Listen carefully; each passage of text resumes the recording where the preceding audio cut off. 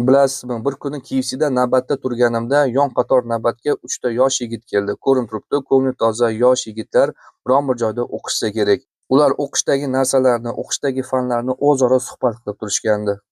Birozdan keyin navbat yaqinlashadi va birinchi yigit men cheeseburger bilan free aytaman, ikkinchi yigit ham men ham shuni aytaman deb aytib o'tadi. Uchinchisi esa biroz xijolat bo'lib men faqat free aytsam kerak deb aytadi. Sezib turibman uchinchi yigitni puli kamroq. Ikkita og'aynisi ham pul qo'shay desa, ularning puli ham kam. Meni navbatim tezroq keldi va men 3 ta cheeseburger, 3 ta free va 3 ta kola buyurtma berib, pulini to'ladim va buyurtma chekini boyagi yigitlarga berdim. Yigitlar, bugungi kechki ovqat meni hisobimdan.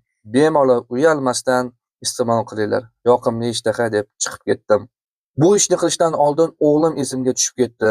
Buni hayot deydilar, nima bo'lishini bilmaysiz. Agarda mabodo o'g'lim ham shunday vaziyatga tushadigan bo'lsa, menga o'xshagan bironta mard erkak topilar.